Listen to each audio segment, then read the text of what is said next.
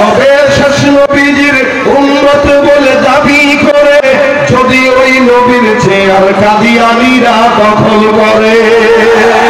কি হবে শেষ নবীজির উম্মত বলে দাবি করে যদি ওই নবীর চেয়ার কাদিয়ানীরা দখল করে। নবীজির জন্য যদি রক্তের বহে নবী, নবীজির জন্য যদি রক্তের বহে নবী, তবুও হটব না এই দাবি থেকে।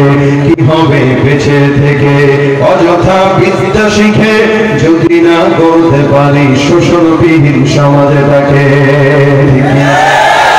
কি হবে আলেম হয়ে ইমাম সেজে সমাজেতে পারো যদি সত্য কথা উচ্চ স্বরে না বলিতে। আলেম হয়ে ইমাম সেজে সমাজেতে পারো যদি সত্য কথা উচ্চ স্বরে না বলিতে। চাকরি ভয় করো যদি ছেড়ে দাও ওই না গদি, চাকরি ভয় করো যদি ছেড়ে দাও ওই না গদি। কি হবে ধোঁকা দিয়ে আল্লাহকে, কি হবে বেঁচে থেকে অযথা বিদ্যা শিখে যদি না করতে পারি শোষণবিহীন সমাজে থাকে। ঠিক কি না? নবীর পরে কেউ যদি নিজেকে নবী বলে বা অন্যকে স্বীকার করে কাফের না মুসলমান। আল্লাহ পাক রব্বুল আলামিন এই কারণে দুনিয়ার জমিনে পয়গম্বরকে রহমত বানাইছেন, শুধু মানুষের জন্য নয় জিন্নাতের জন্য পয়গম্বর রহমত। ওই মসজিদে নববীর খেজুর গাছ শুধু নয় সারা দুনিয়ার গাছের জন্য রহমত।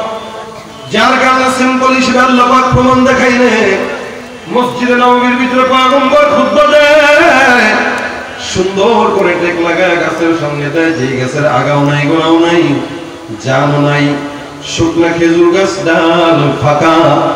আল্লাহর হাবিব সাল্লাল্লাহু আলাইহি ওয়াসাল্লাম খুতবা দান করেন। প্রত্যেক সময় রাসূল এই জায়গায় যারা যারা সাহাবা ভাইদেরকে বয়ান শোনান। হঠাৎ করে মসজিদে নববীর মেম্বার যখন তৈয়ার হয়ে যায়, আল্লাহর নবী সাল্লাল্লাহু আলাইহি ওয়াসাল্লাম ওখান থেকে সরে সুন্দর করে মসজিদে নববীর মেম্বারের ভিতরে দাঁড়ায় যায়। সাহাবা আজমাইন ডাক দিয়া বলে, ইয়া রাসূলুল্লাহ, আমরা শুনতে পাই কোন জায়গা থেকে যেন কেমন ভাবে জোরে জোরে ফুপায় ফুপায় কান্নার আওয়াজ। রাসূলকে ডাক দিয়া বলে, ইয়া রাসূলুল্লাহ, আপনি কি শুনতে পান? পয়গম্বর খেজুর গাছটার থেকে মনে হয় আওয়াজ। রাসূল ডাক দিয়া বলে, তোমরা সাহাবা আজমাইন হয়ে যদি শুনতে পারো, আমি আখেরি জামানার নবী রাহমাতুল লিল আলামিন হয়ে কেন শুনবো না? আমিও শুনতে পাই এই কান্নার আওয়াজটা অন্য কোন জায়গা থেকে নয়, ওই যে খেজুর গাছটা দেখা যায় ওই খেজুর গাছের থেকে এমন কান্নার আওয়াজ। খেজুর গাছ কেন কাঁদে এটাও আমি পয়গম্বর ভালো করেই জানি। আল্লাহর রাসূল মেম্বার থেকে নেমে যান, খেজুর গাছের সামনে যায়, যা খেজুর গাছের গায়ের ভিতরে হাত দেয়, হাত ডাক দিয়ে বলে, খেজুর গাছ কেন এত চোখের পানি, তুমি কেন কান্না করো? আমি জানি। খেজুর গাছটা যেন কেমন ভাবে এই জবাবটাই পয়গম্বরকে দেন, ইয়া রাসূলুল্লাহ, এতদিন পর্যন্ত আপনি আমার সঙ্গে টেক লাগায় খুতবা দিতেন, ইয়া রাসূলুল্লাহ, আমার দিনের ভিতরে বড়ই প্রশান্তি, কারণ প্রত্যেকদিন আমি পয়গম্বরের একটু না একটু সোহবত আমি প্রত্যেকদিন পাই। আজকে যখন মসজিদে নববীর মেম্বার দেখার পর আপনি যখন পয়গম্বর ওখানে দাঁড়াইলেন, আমার দিনের ভিতরে দুঃখ, আমার মনের ভিতরে একটা মাত্র কষ্ট, এতদিন পর্যন্ত পয়গম্বরের এত সুন্দর সোহবত আমি যে পাইতাম, আজকে পয়গম্বর মেম্বারে দাঁড়ানোর কারণে আর মনে হয় ওই সোহবতটা পাবো না। পয়গম্বর এই দুঃখ আটকাইতে না পেরে আমি আল্লাহর দরবারে কান্না শুরু করে দিলাম। সুবহানাল্লাহ। আল্লাহ রাসূল রহমতের নবী গাছের মহব্বত বুঝে, নবী আমার রহমতের নবী সবার সবকিছু অন্তরের অবস্থা আল্লাহ পাক রব্বুল আলামিন অনুধাবন করার দিন পয়গম্বরকে তৈয়ার করে দিয়েছেন। কারণ আল্লাহ পাক বলেন রহমতের নবী, গাছের অবস্থাও রাসূল বুঝছেন এই গাছটা কি চায়। আল্লাহ রাসূল সাল্লাল্লাহু আলাইহি ওয়াসাল্লাম সাহাবা আজমাইনদেরকে ডাক দিয়ে বলেন, হে সাহাবা একরামের দল, আমি পয়গম্বর ঘোষণা করলাম আমি যখন জান্নাতে যাব আমার সঙ্গে এই খেজুর গাছটাকেও আল্লাহর জান্নাত পর্যন্ত নিয়ে যাব। जहाँ तक है रुबूबियत खुदा की, वहाँ तक है नबूवत मुस्तफा की वहाँ तक है रिसालत मुस्तफा की। आसमाনের दिকে যদি তাকান, আসমানের মালিকটাকে, জমিনের যদি দিকে তাকাই, জমিনের মালিককে।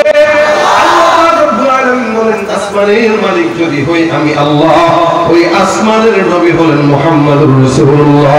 জমিনের মালিক যদি হই আমি আল্লাহ, এই জমিনের মহানবী হলেন মুহাম্মদুর রাসূলুল্লাহ। পাহাড়ের মালিক যদি হই আমি আল্লাহ, পাহাড়ের নবী মুহাম্মদুর রাসূলুল্লাহ। সমুদ্রের মালিক যদি হই আমি আল্লাহ, সমুদ্রের পয়গম্বর হলেন মুহাম্মদুর রাসূলুল্লাহ। অর্থাৎ আপনারা যেখানেই যাবেন না কেন, এই দুইটা নামের বিপরীতে আর কোনো নাম নাই। একজন হলেন আল্লাহ, দুই নম্বর হলেন মুহাম্মদুর রাসূলুল্লাহ। সুবহানাল্লাহ। আল্লাহ পাক রব্বুল আলামিন এই কারণে রাসূলকে দামি বানাইলেন। দাম দিতে যা কোরআনের ভিতরে কোন জায়গায় আল্লাহ পাক রব্বুল আলামিন পয়গম্বরকে নাম ধরে ডাকেন নাই। এই জন্য উম্মতদেরকে বলেন তোমরাও নাম ধরে ডাকতে পারবে না। সারা দুনিয়ার যত বান্দা আছে একজন একজনকে ডাক দেয়, অমুক ভাই, তমুক ভাই, ওই ভাই, এই ভাই। কিন্তু আল্লাহ পাক বলেন কাদুআই বাযিকুম বাওদা, তোমরা যখন পয়গম্বরকে ডাকবা খবরদার নাম ধরে ডাকবা না। যেমন নাকি আরেকজনকে ডাক দাও নাম ধরে, রাসূল করিম সাল্লাল্লাহু আলাইহি ওয়াসাল্লাম খবরদার নাম ধরে ডাকা যাবে না।